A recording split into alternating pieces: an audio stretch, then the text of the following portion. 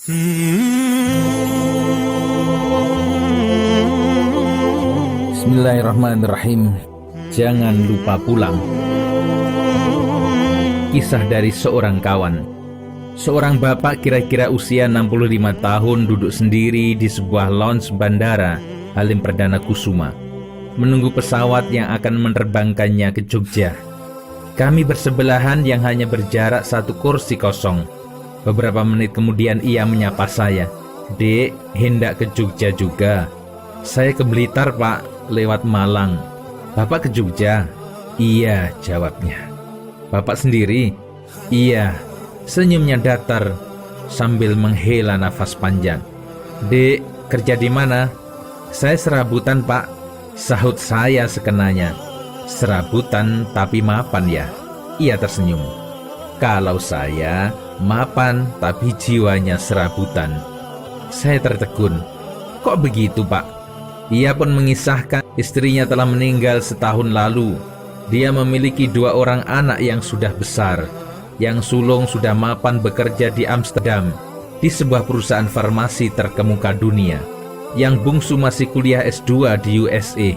Ketika ia berkisah tentang rumahnya yang mentereng di kawasan elit Pondok Indah, Jakarta, yang hanya dihuni olehnya seorang, dikawani seorang satpam, 2 orang pembantu dan seorang sopir pribadinya, ia menyeka air mata di kelopak matanya dengan tisu. "Dek, jangan sampai mengalami hidup seperti saya. Semua yang saya kejar dari masa muda kini hanyalah kesia-siaan. Tiada guna sama sekali dalam keadaan seperti ini. Saya tak tahu harus berbuat apa lagi.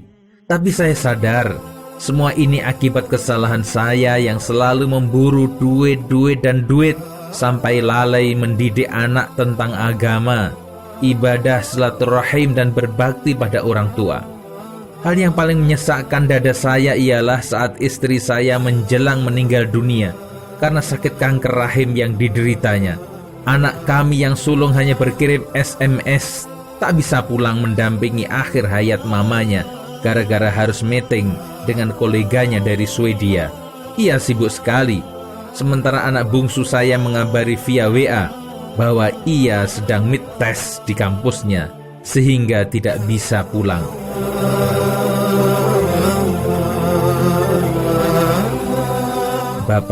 Bapak yang sabar ya. Tidak ada kalimat lain yang bisa saya ucapkan selain itu." Ia tersenyum kecut.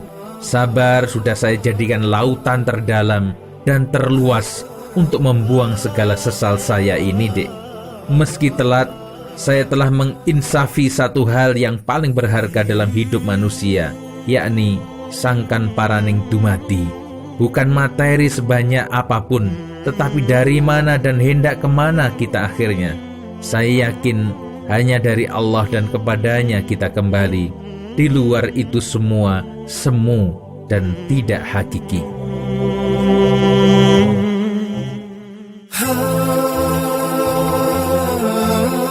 Adik bisa menjadikan saya contoh kegagalan hidup manusia yang merana di masa tuanya.